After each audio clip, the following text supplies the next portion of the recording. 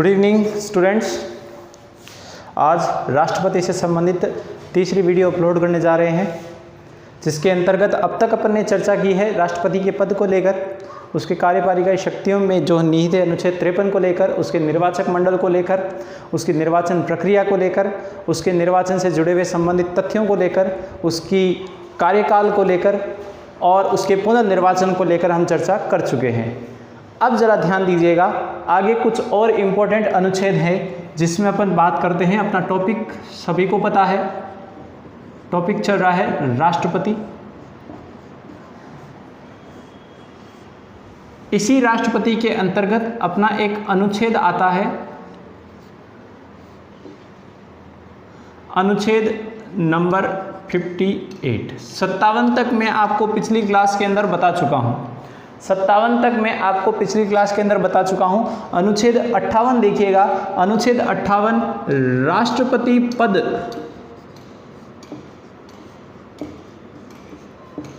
के लिए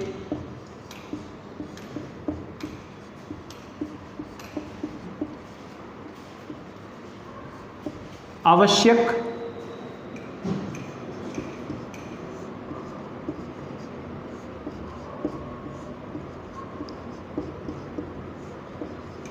योग्यताओं का उल्लेख करता है।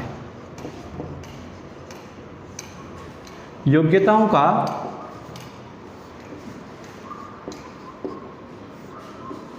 उल्लेख करता है।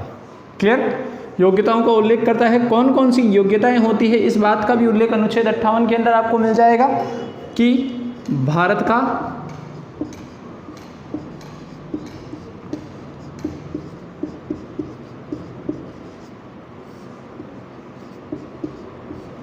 नागरिक हो। दूसरी,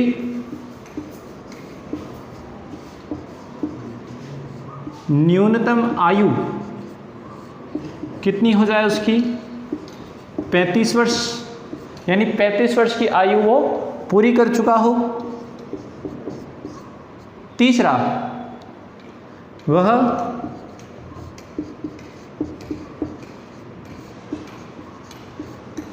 लोकसभा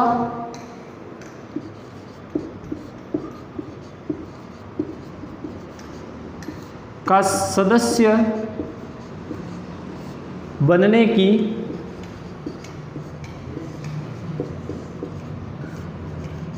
योग्यता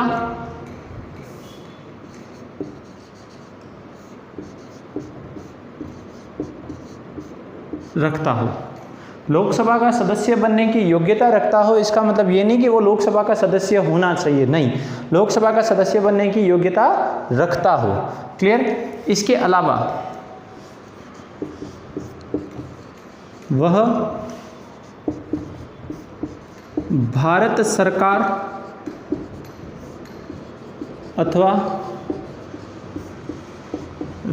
किसी राज्य की सरकार के अधीन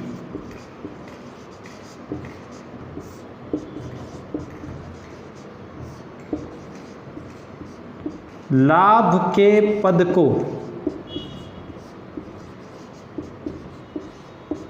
धारण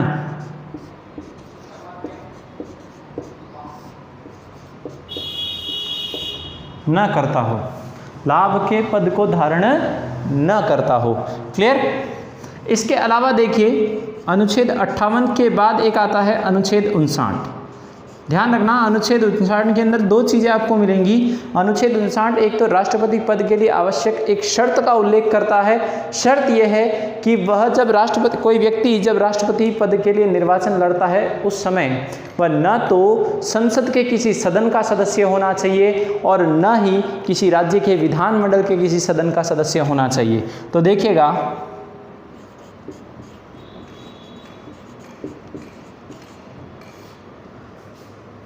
राष्ट्रपति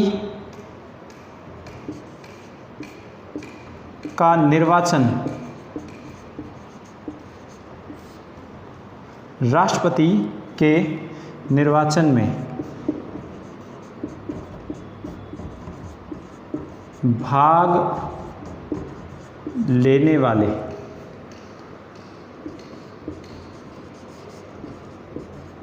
उम्मीदवार के लिए आवश्यक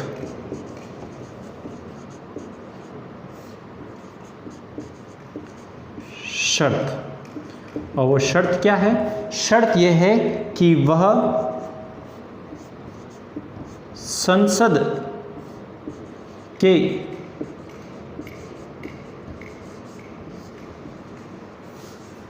किसी भी सदन का सदस्य ना हो, वह राज्य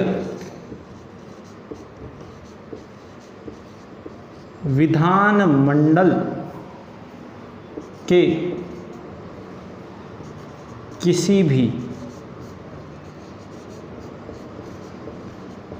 सदन का सदस्य ना। क्लियर? शर्त क्या है कि ना तो संसद के किसी सदन का सदस्य होना चाहिए और ना ही राज्य विधानमंडल के किसी सदन का सदस्य वो होना चाहिए। विधानमंडल शब्द जो है दो सदनों की ओर इंगित करता है, विधानसभा और विधान परिषद, लेकिन कुछ राज्यों के अंदर एक सदनीय विधानमंडल है, कुछ राज्यों के अंदर द्विसदनीय विधानमंडल है। इस बारे में बाद में चर्चा करेंगे। तो एक तो आवश्यक शर्त हो गई। इसके अलावा अनुच्छेद 59 के अंतर्गत ध्यान रखना वेतन और भत्ते का उल्लेख है। वेतन और भत्ते का उल्लेख है। ध्यान रखना जब राष्ट्रपति अपने पद पर रहता है, वर्तमान में उसको वेतन मिल रहा है 5 लाख रुपए प्रति माह प्लस भत्ते। जो भी वेतन और भत्ते अधिनियम 1951 के तहत निर्धारित किए गए हैं, उसमें संशोधन होते रहते हैं समय समय पर। उसी के तहत 5 लाख रुपए प्रति माह एक तो वेतन मिलता है, उसके अलावा निर्धारित अन्य भत्ते भी उसको दिए जाते हैं। अगर ये तो पद पर रहते हुए है, ध्यान रखना पद पर रहते हुए, अगर पद मुक्ति अर्थात उसका कार्यकाल पूर्ण होने के बाद, अथवा वो समय से पूर्व अपना त्याग पत्र दे दे, तब उसको जो पेंशन दी जाएगी, वो पेंशन होगी 1.5 लाख रुपए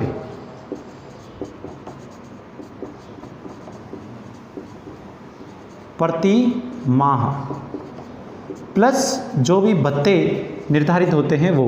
ध्यान रखना मैं यहाँ पे 2 चीज़ों का उल्लेख कर रहा हूँ। 2 चीज़ें कौन कौन सी? अनुच्छेद 59 के तहत एक तो क्या है, अनुच्छेद 59 के तहत एक बात तो है कि राष्ट्रपति के निर्वाचन में भाग लेने वाले उम्मीदवार के लिए शर्त का उल्लेख है। शर्त क्या है? वह न तो संसद के किसी सदन का सदस्य हो और न ही राज्य विधानमंडल के किसी सदन का सदस्य हो। साथ ही अनुच्छेद 59 के तहत ही राष्ट्रपति को दिए जाने वाले वेतन और भत्ते और पेंशन का भी उल्लेख है। वेतन की चर्चा की जाए तो वर्तमान में एक राष्ट्रपति को पद पर रहते हुए जो राष्ट्रपति पद पर काम कर रहा है उसको 5 लाख रुपए प्रति माह और अन्य भत्ते जो निर्धारित कर रखे हैं। इसके पश्चात जो व्यक्ति राष्ट्रपति पद का कार्यकाल पूरा कर चुका है अथवा उसने कार्यकाल पूर्ण करने से पहले त्याग पत्र दे दिया है, ठीक है ना, उन्हीं व्यक्तियों को क्या दिया जाएगी? पेंशन दी जाएगी 1,50,000 रुपये प्रति माह प्लस जो भी भत्ते निर्धारित हैं। मैंने यहाँ पे 2 उल्लेख किए हैं, एक तो कार्यकाल पूर्ण कर चुके व्यक्ति और दूसरा समय से पूर्व त्याग पत्र देने वाले व्यक्ति को ही ये पेंशन का उल्लेख है। जिस व्यक्ति को महाभियोग की प्रक्रिया के तहत राष्ट्रपति पद से मुक्त किया गया है उसको ये सुविधा नहीं मिलेगी, ये ध्यान रखना, नोट कर लेना। जिस व्यक्ति को महाभियोग की प्रक्रिया के तहत हटाया जाता है समय से पूर्व, उसको पेंशन प्राप्त करने के अधिकार से मुक्त कर दिया जाता है, उसको ये सुविधा नहीं दी जाती है। क्लियर है? अनुच्छेद 58 आवश्यक योग्यताओं के स्थान पर ध्यान रखना अगर शब्द आ जाए अर्हताएं, तो भी सेम है, योग्यता कह दूं या अर्हता कह दूं, दोनों सेम है। क्या कहता है अनुच्छेद 58 कि राष्ट्रपति पद के लिए आवश्यक योग्यता या अर्हताएं हैं, भारत का नागरिक हो, न्यूनतम आयु 35 वर्ष हो, लोकसभा का सदस्य बनने की योग्यता रखता हो, भारत सरकार अथवा राज्य सरकार के अधीन किसी लाभ के पद को धारण न करता हो। क्लियर। इसके बाद अनुच्छेद 59 क्या कहता है, निर्वाचन में भाग लेने वाले उम्मीदवार के लिए शर्त क्या है कि न तो वह संसद के किसी सदन का सदस्य होना चाहिए और न ही राज्य विधानमंडल के किसी सदन का सदस्य होना चाहिए। प्लस वेतन और भत्ते का उल्लेख कर चर्चा करते हैं। पद पर रहते हुए उसको 5 लाख रुपए प्रति माह और अन्य भत्ते जो निर्धारित है वो पद से मुक्ति के बाद यानी कार्यकाल पूरा होने के बाद, सेवानिवृत्ति के बाद उसको पेंशन दी जाएगी 1.5 लाख रुपए प्रति माह और अन्य भत्ते। जिस व्यक्ति को नोट डाल के लिख लीजिएगा, महाभियोग प्रक्रिया द्वारा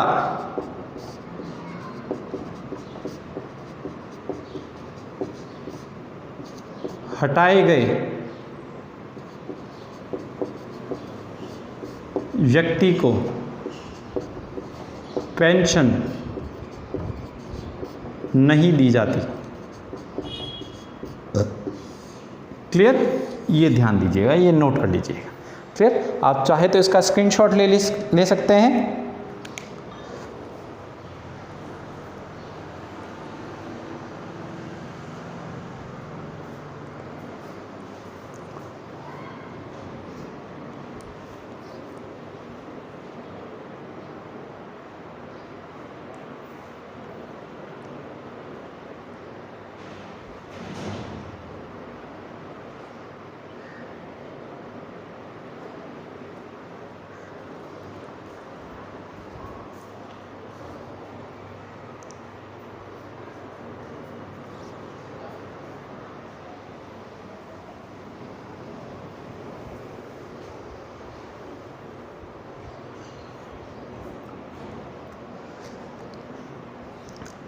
अब चलिएगा आगे।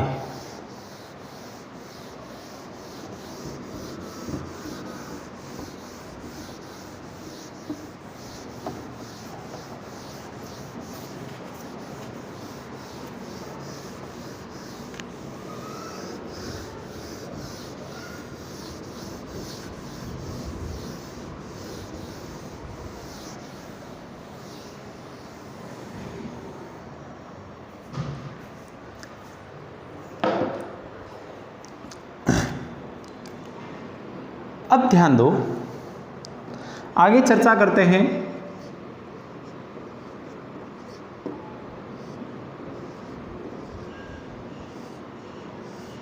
अनुच्छेद 60 को लेकर। अनुच्छेद 60 किसके संबंध में है? तो वो है पद की शपथ के संबंध में।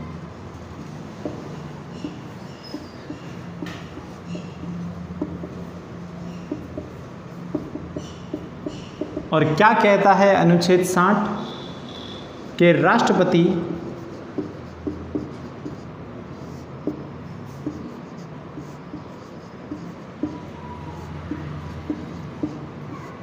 पद ग्रहण से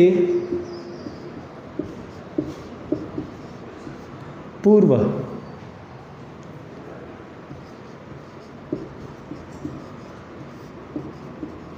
सर्वोच्च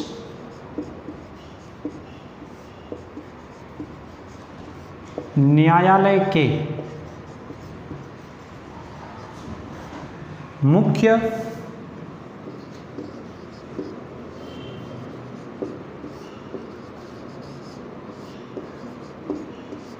न्यायाधीश अथवा उसकी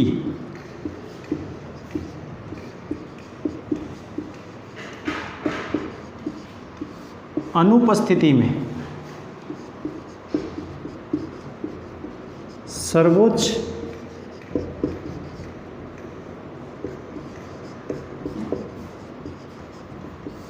न्यायालय के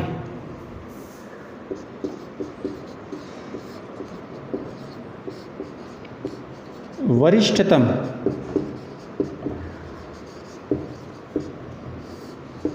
न्यायाधीश के सम्मुख, नहीं सर,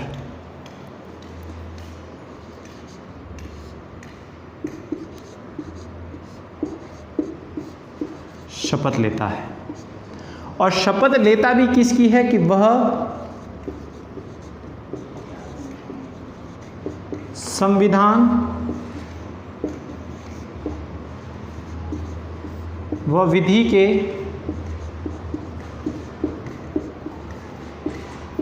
परिरक्षण, संरक्षण तथा प्रतिरक्षण की शपथ लेता है।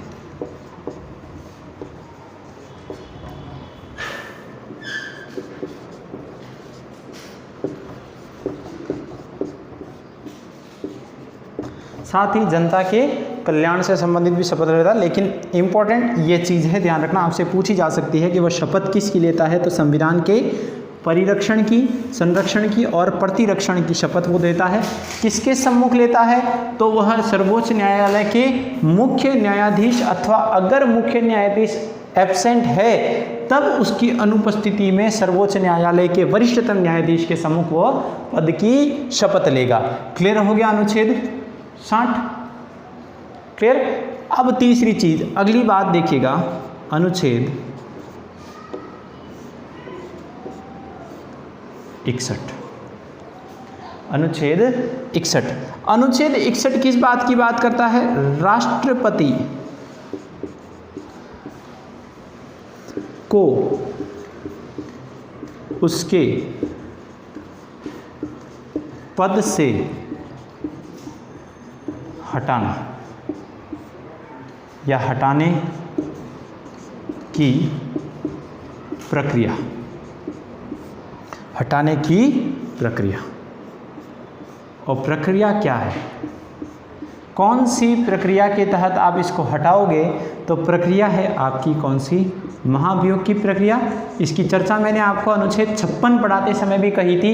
अनुच्छेद 56 जब मैंने राष्ट्रपति का कार्यकाल बताया था उस समय मैंने कही थी ये चीज़ कि राष्ट्रपति को उसके समय से पूर्व या उसका कार्यकाल पूरा करने से पहले केवल महाभियोग की प्रक्रिया के तहत, जिसका वर्णन अनुच्छेद 61 में है, ध्यान रखना, उसके पद से हटा तो सकते हैं महाभियोग द्वारा, इस बात का उल्लेख अनुच्छेद 56 में है, लेकिन महाभियोग की प्रक्रिया का उल्लेख अगर आपसे पूछ ले तो अनुच्छेद 61 के अंदर मिलता है कि महाभियोग की प्रक्रिया द्वारा।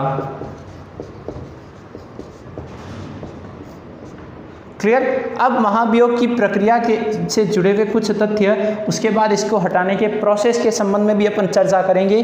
सबसे पहले तो महाभियोग की प्रक्रिया जो है वह एक अर्ध न्यायिक प्रक्रिया है।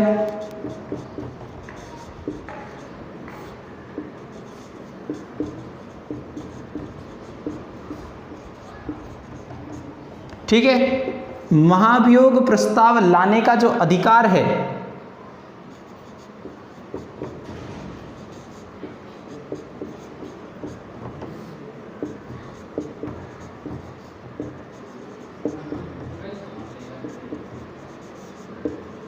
अधिकार जो है वह केवल और केवल किसको होगा?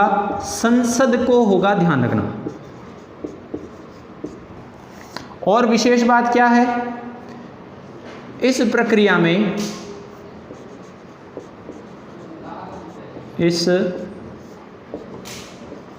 प्रक्रिया में संसद के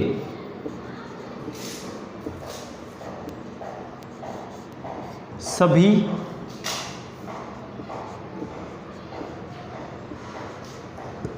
सदस्य, सभी से मतलब क्या है यहाँ पे?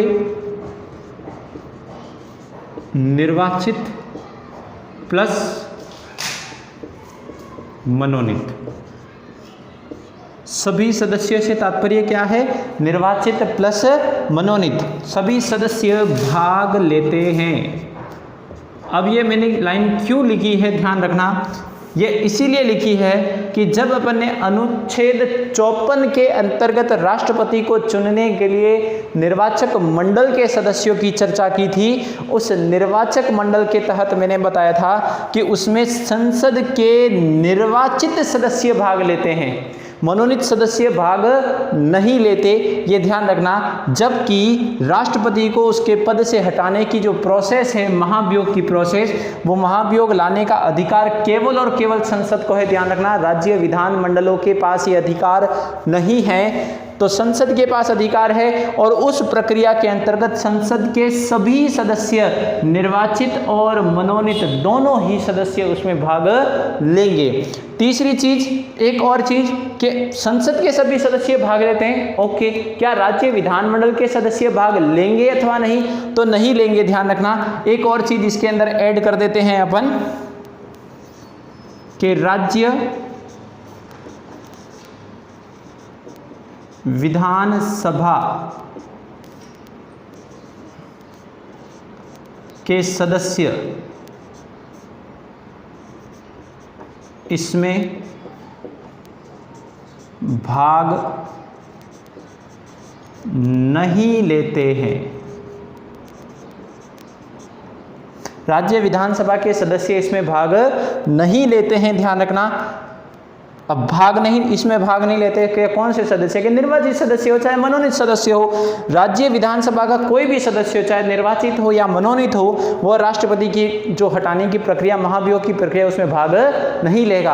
अब जब राज्य विधानसभा के सदस्य नहीं ले रहे, तो दिल्ली और पुदुचेरी जो संघ शासित प्रदेशों की विधानसभाएं हैं, वो भी इसमें भाग नहीं लेती है, ध्यान रखना। इसमें भाग लेने का अधिकार केवल और केवल किसका है? संसद के सदस्यों का है, क्योंकि महाभियोग लाने का अधिकार भी संसद को, प्रक्रिया पूरी करने का अधिकार भी केवल और केवल संसद के सभी सदस्य उसमें भाग लेते हैं। राज्य की विधानसभाओं का या संघ शासित प्रदेश जो दिल्ली और पुदुचेरी की विधानसभाओं के निर्वाचित सदस्य आपके निर्वाचक मंडल का हिस्सा थे, वो भी इस महाभियोग के प्रस्ताव में कोई हिस्सेदारी नहीं रखते।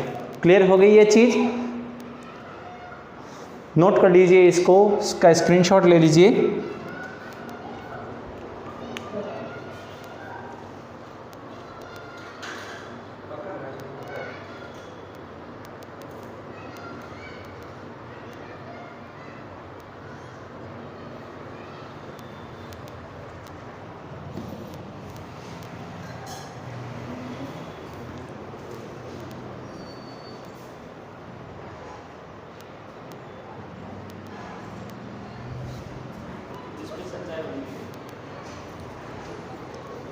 क्लियर? इतना नोट कर लिया होगा आपने। अब थोड़ी सी चर्चा करते हैं, अब ये महाभियोग की प्रक्रिया है क्या। यहाँ तक आपको समझ में आ गया होगा कि प्रस्ताव लाने का जो अधिकार है वो संसद को है और प्रक्रिया के अंतर्गत संसद के सभी सदस्य भाग लेते हैं, राज्य की विधानसभा के सदस्यों को इसमें भाग नहीं लेते हैं। अब जरा देखिएगा ये प्रोसेस होता क्या है।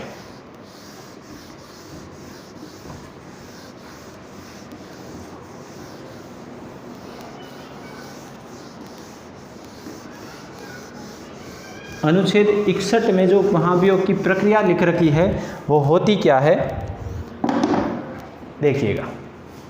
अपना कौन सा चल रहा है? अनुच्छेद 61 ही चल रहा है। अब ये होती क्या है, यहाँ तक आपको पता है कि संसद को ही अधिकार प्राप्त है। अब मैं बता दूं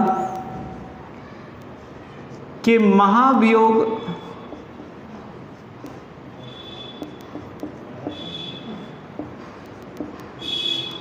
का जो प्रस्ताव है संसद में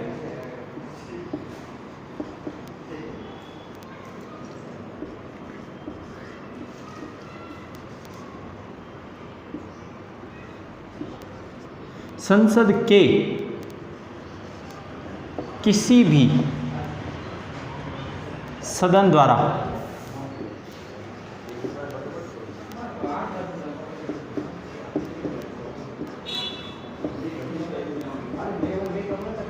लाया जा सकता है। संसद के किसी भी सदन द्वारा आप उस प्रस्ताव को ला सकते हो। कोई ज़रूरी नहीं है कि प्रथम सदन यानी लोकसभा ही इस प्रस्ताव को सबसे पहले लाएगी, फिर यहाँ से पास होकर जांचकर्ता सदन यानी राज्यसभा के पास जाएगा, ऐसा कोई ज़रूरी नहीं है। संसद का कोई भी सदन इस प्रस्ताव को या राष्ट्रपति पर आरोप लगा सकता है, ध्यान रखना। जो अब यहाँ पे मैं दो बातें लिख देता हूँ। जिस सदन में सबसे पहले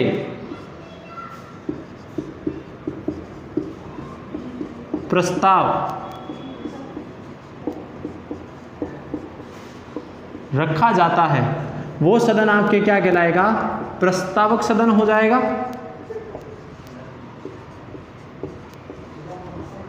क्लियर? और आरोपों की जांच करने वाला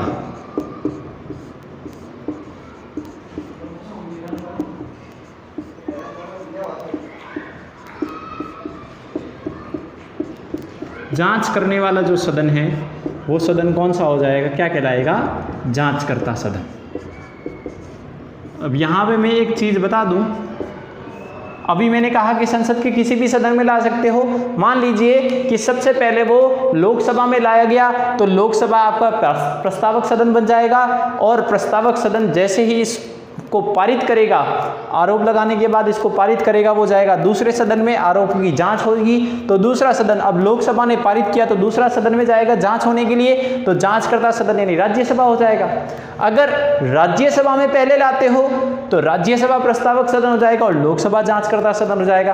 कहने का मतलब यह है कि महाभियोग का प्रस्ताव जो है वह संसद के किसी भी सदन में आप पहले रख सकते हो। जिस सदन में सबसे पहले रखा जाएगा वो प्रस्तावक सदन होगा, और दूसरी में जिसमें जांच करने के लिए वो प्रस्ताव जाएगा वो जांचकर्ता सदन होगा। क्लियर है यहां तक? अब देखिए,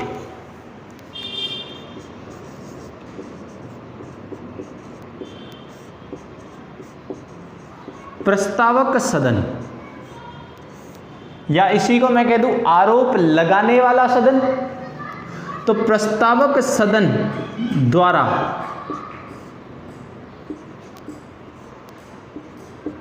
प्रस्ताव लाने से पूर्व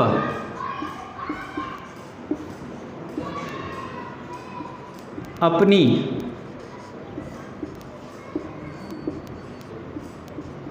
कुल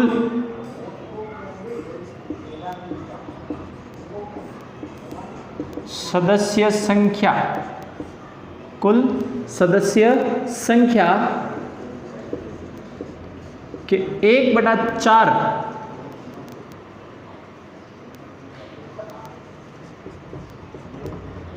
भाग द्वारा 14 दिन की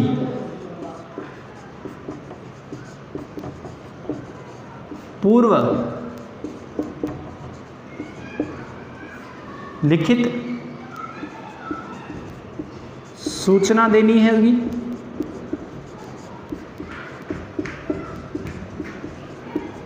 यानी अभी ध्यान रखना कि उसके ऊपर चर्चा विचार कुछ शुरू नहीं हुआ है। आरोप लगाने वाला जो सदन है उस प्रस्ताव को लाने से पूर्व एक तो 14 दिन पूर्व लिखित की सूचना देगा, और लिखित की सूचना में कितने सदस्य होने चाहिए? सदन की कुल सदस्य संख्या का 1/4 भाग की उसमें स्वीकृति होनी चाहिए, अनुमति होनी चाहिए कि हाँ हम आरोप लगा सकते हैं। ये प्रोसेस हो गया, 14 दिन की पूर्व लिखित सूचना दे दी। क्लियर है? इसके बाद देखो नेक्स्ट स्टेप क्या होगा। यहां से अपन चले सेकंड स्टेप में। ये प्रथम हो गया, ठीक है ना। इसके आगे क्या होगा? ऐसा कोई चरण वाला काम नहीं है, ध्यान रखना, फिर भी अपन अपनी सुविधा के लिए। यहां से क्या होगा? यदि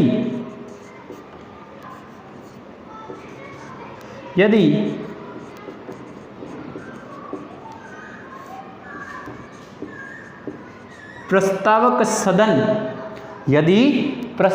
सदन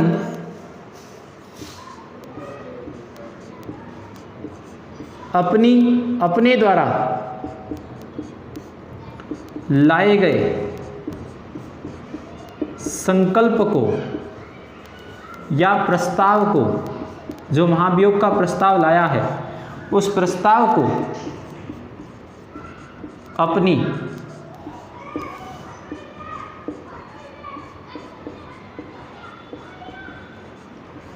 कुल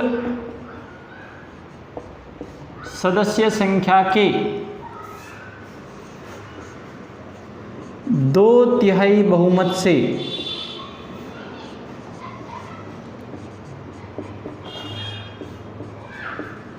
पारित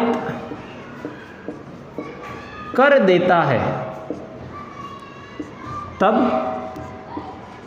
यह जांचकर्ता सदन, यानी इसने तो आरोप लगा दिए और आरोप लगाने के बाद अपनी कुल सदस्य संख्या के 2/3 बहुमत से पारित भी कर दिया। इसके बाद आरोपों की जांच करने के लिए इसको दूसरे सदन में भेजा जाएगा और दूसरा सदन क्या होगा? जांचकर्ता सदन होगा। तो यह जांचकर्ता सदन के पास भेजा जाता है।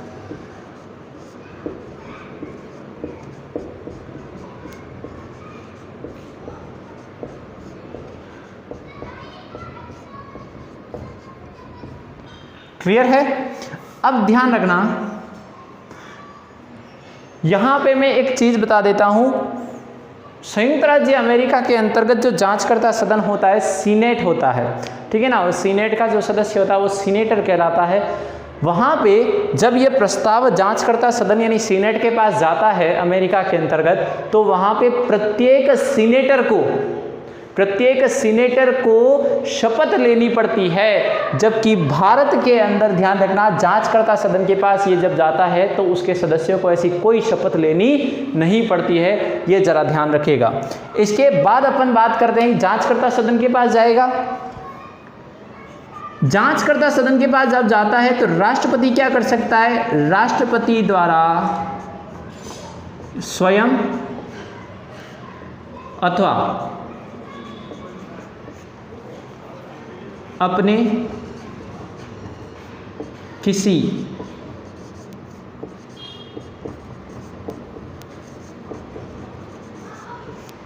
प्रतिनिधि द्वारा अपना पक्ष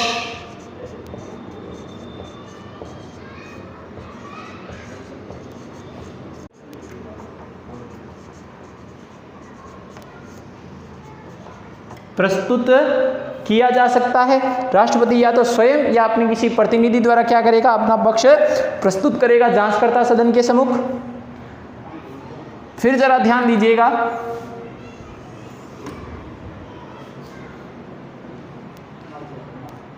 यदि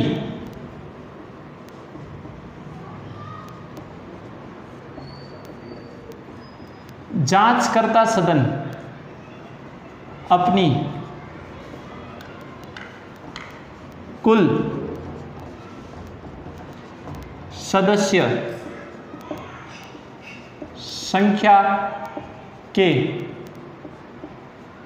2/3 भाग द्वारा या 2/3 बहुमत द्वारा प्रस्ताव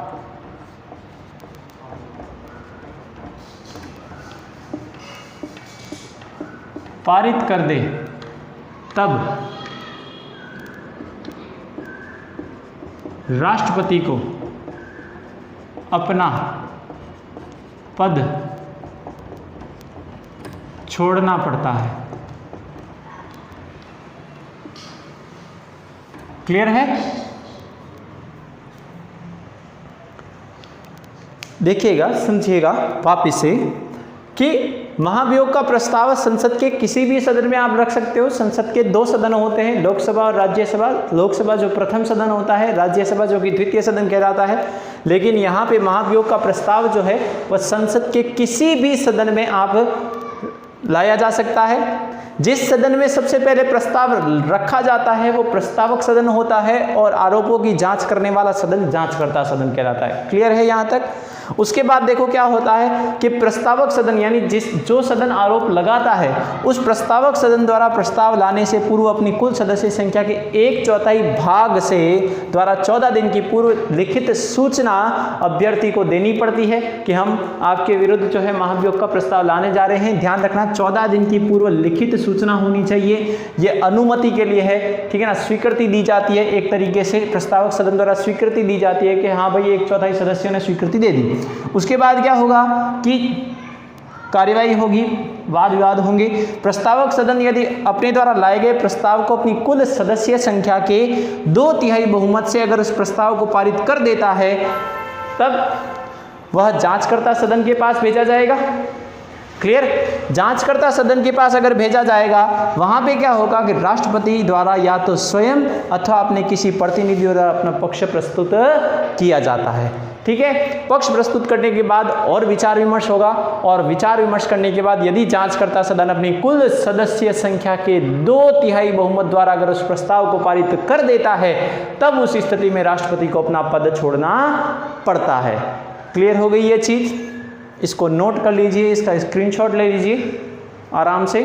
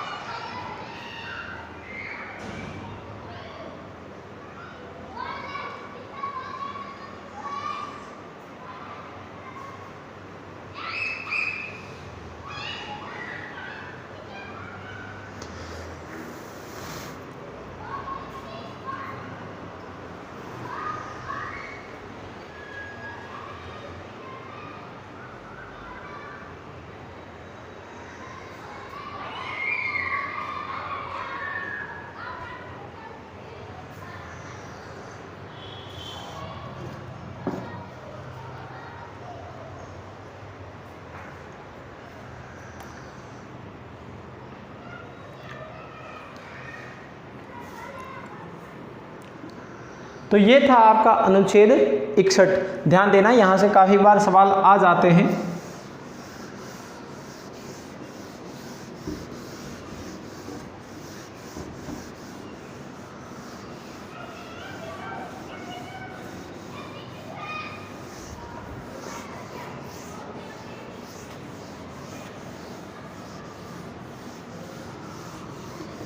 अब के महाभियोग प्रस्ताव लाने के बाद और क्या क्या होता है मैं आपको बता दूं भारत के संदर्भ में।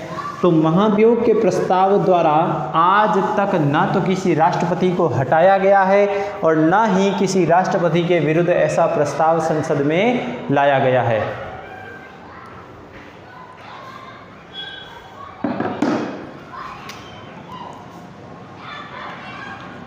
नोट कर लीजिएगा इसके नीचे ही।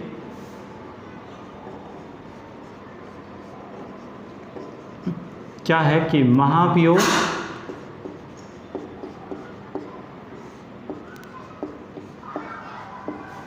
का प्रस्ताव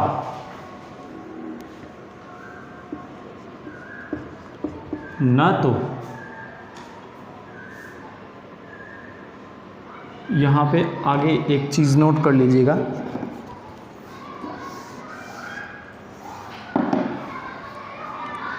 भारत में अभी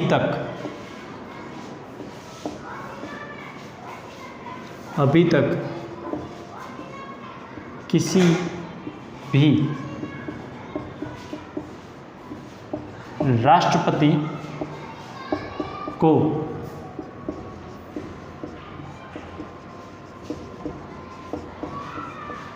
महाभियोग द्वारा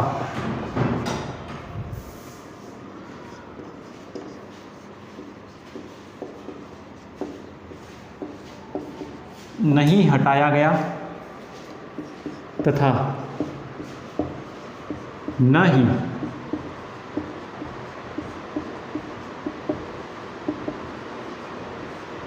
इस संबंध में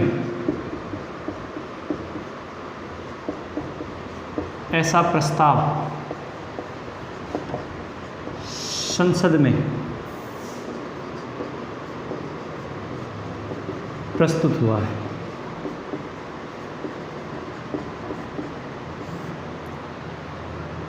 अब आप लोगों के मन में सवाल उठ रहा होगा कि सर अनुच्छेद 57 ये कहता है कि राष्ट्रपति का कार्यकाल पूरा होने के पश्चात वह व्यक्ति पुनर्निर्वाचन के लिए पात्र होता है, तो क्या महाभियोग की प्रक्रिया के द्वारा हटाए गए किसी व्यक्ति को भी पुनर्निर्वाचन, क्या वो फिर से राष्ट्रपति का चुनाव लड़ सकता है? तो यहाँ पे एक बता दूँ, इस संबंध में भारत का संविधान मौन है। इस संबंध में भारत का संविधान मौन है, और मौन है। अब क्या हो सकता है क्या नहीं हो सकता, क्योंकि ना तो आज तक महाभियोग के द्वारा किसी को हटाया गया है, ना ही इस संबंध में संसद को ऐसा प्रस्ताव लाया गया है। तो इस संबंध में क्या हो सकता है, भारत का संविधान इस संबंध में मौन है, इसका उल्लेख नहीं करता, जबकि संयुक्त राज्य अमेरिका में इससे संबंधित नियम बनाकर रखे गए हैं। एक चीज़ मैंने नोट करवा दी थी, जब वेतन और भत्ते मैंने नोट करवाए थे कि महाभियोग द्वारा अगर किसी व्यक्ति को राष्ट्रपति के पद से हटाया जाता है तो ऐसा व्यक्ति पेंशन प्राप्ति का अधिकार नहीं होगा, ये ध्यान रखना। क्लियर है? अब बात करते हैं एक और अनुच्छेद की, उसके बाद अपन बात करेंगे राष्ट्रपति की महत्वपूर्ण शक्तियों को लेकर। तो ध्यान दीजिएगा, एक अनुच्छेद है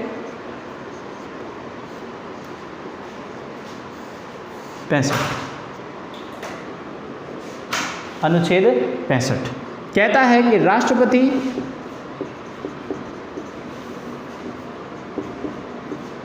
यदि या राष्ट्रपति की अनुपस्थिति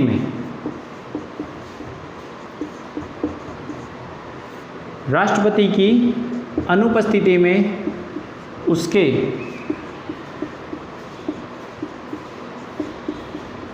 कृत्यों का निर्वहन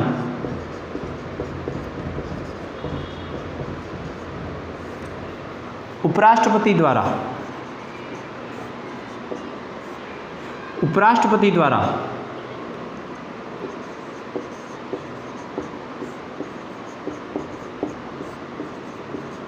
किया जाता है, किंतु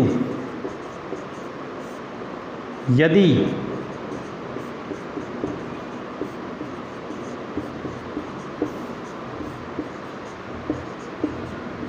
एक ही समय पर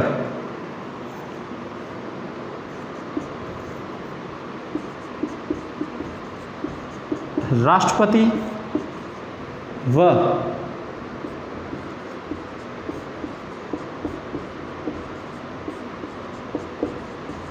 उपराष्ट्रपति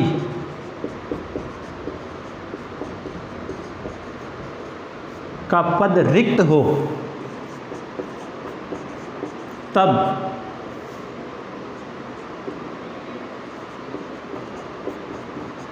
इस संबंध में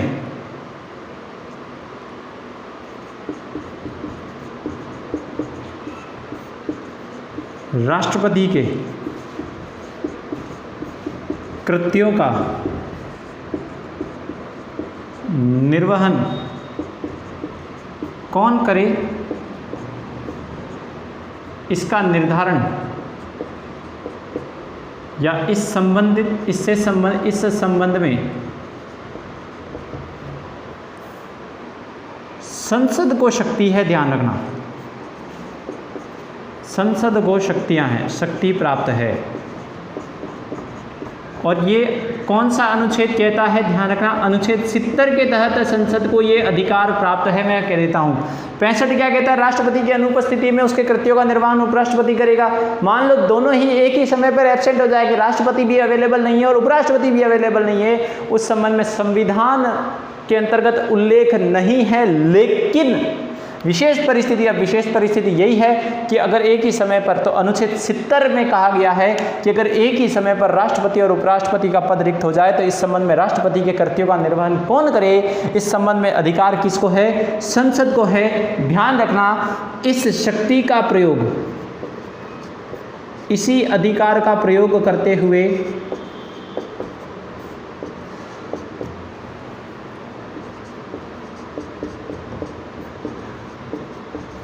इसी अधिकार का प्रयोग करते हुए संसद ने राष्ट्रपति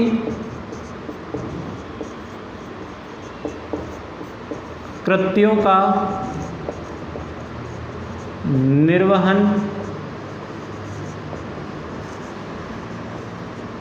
अधिनियम 1969 बनाया, जिसके तहत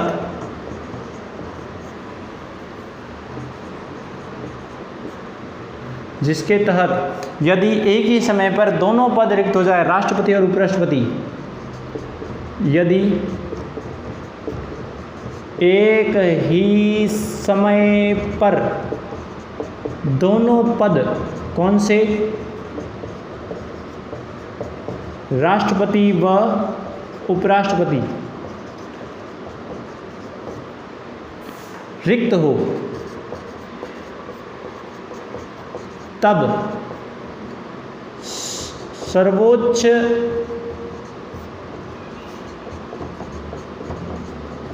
न्यायालय का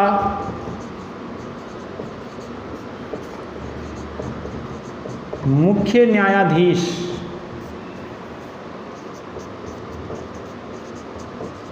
राष्ट्रपति के कृत्यों का क्या करेगा, निर्वहन करेगा। ध्यान रखना। अब यह अधिनियम क्यों आया, कैसे आया, इस संबंध में जरा गौर कीजिएगा। 1969 के अंतर्गत, 1967 के अंतर्गत भारत के तीसरे राष्ट्रपति बने थे डॉक्टर जाकिर हुसैन। डॉक्टर जाकिर हुसैन वो व्यक्ति थे, प्रथम राष्ट्रपति थे जिन्होंने सदन में अपना भाषण हिंदी के अंदर दिया था। ध्यान रखना, डॉक्टर जाकिर हुसैन। इसके बाद बात की जाए कि डॉक्टर जाकिर हुसैन साहब 1969 के अंतर्गत मृत्यु को प्राप्त हो जाते हैं। इस स्थिति में जो डॉक्टर जाकिर हुसैन के जो उपराष्ट्रपति थे, वो उपराष्ट्रपति होते थे वी गिरी। डॉक्टर जाकिर हुसैन की मृत्यु के पश्चात उनसे कहा गया, जैसा कि संविधान में उपलब्ध है, कि राष्ट्रपति का पद नहीं हो, अनुपस्थित हो। अनुपस्थिति मृत्यु के कारण भी होती है, त्यागपत्र के कारण भी हो सकती है, या राष्ट्रपति बीमार चल रहे हो, उस संबंध में भी अनुपस्थिति हो, विदेश दौरे पे गए हो, तो अनुपस्थिति में उसके कृत्यों का निर्वहन उपराष्ट्रपति करेगा। तो डॉक्टर जाकिर हुसैन की मृत्यु के पश्चात राष्ट्रपति के कृत्यों का निर्वहन उपराष्ट्रपति यानी वी गिरी ने संभाला था। किंतु ध्यान रखना, वी गिरी ने भी उस समय उपराष्ट्रपति के पद से क्या दे दिया, इस्तीफा दे दिया था। अब वहाँ पे सिचुएशन क्या हो गई कि राष्ट्रपति पद पर भी कोई नहीं है और उपराष्ट्रपति पद भी क्या हो गया है, खाली है। तो अनुच्छेद 70 के तहत ये शक्ति संसद को है कि दोनों पद अगर एक ही समय रिक्त हो तो संसद इस संबंध में कानून बना सकती है। तभी 1969 के तहत अपनी शक्ति का प्रयोग करते हुए संसद ने राष्ट्रपति कृत्यों का निर्वहन अधिनियम 1969 बनाया, जिसमें उसने कहा कि यदि दोनों नहीं हैं तो सर्वोच्च न्यायालय का मुख्य न्यायाधीश राष्ट्रपति के कृत्यों का निर्वहन करेगा। और नोट कीजिएगा कि उस समय 1969 के अंतर्गत जब तक राष्ट्रपति के चुनाव संपन्न नहीं हुए, तब तक सर्वोच्च न्यायालय के मुख्य न्यायाधीश, जिनका नाम मिलता है मोहम्मद हिदायतुल्ला, उन मोहम्मद हिदायतुल्ला ने राष्ट्रपति के कृत्यों का निर्वहन किया था 1969 के अंतर्गत। क्लियर है चीज, इसको नोट कर दीजिए। इसके बाद अपन बात करेंगे संघ की कार्यपालिका राष्ट्रपति की शक्तियों को लेकर।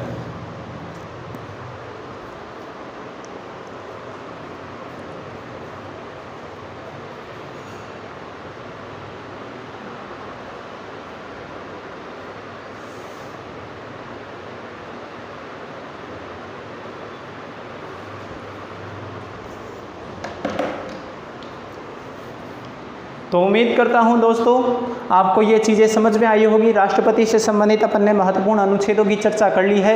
अब अपना नेक्स्ट वीडियो जो रहेगा वो राष्ट्रपति की शक्तियों को लेकर रहेगा, जिसमें अपन उसकी कार्यपालिका शक्तियों को लेकर चर्चा करेंगे, उसकी विधायी शक्तियों को लेकर चर्चा करेंगे, उसकी कूटनीतिक शक्तियों को लेकर चर्चा करेंगे, उसकी सैनिक शक्तियों को लेकर चर्चा करेंगे, उसकी न्यायिक शक्तियों को लेकर चर्चा करेंगे, और उसके विशेष अधिकार कौन कौन से होते हैं उसको लेकर चर्चा करेंगे। और आगामी 2-3 वीडियो के अंतर्गत आपका राष्ट्रपति टॉपिक जो है वो संपूर्ण हो जाएगा। इसके बाद अपन एक पर्टिकुलर टॉपिक बनाएंगे कि राष्ट्रपति से जुड़े हुए कौन कौन से ऐसे प्रश्न हैं जो एग्ज़ाम के अंदर पूछे जाते हैं और आगामी भर्ती परीक्षाएं जो है उसके अंदर ये प्रश्न कैसे पूछे जा सकते हैं और उसके उत्तर कौन से होंगे।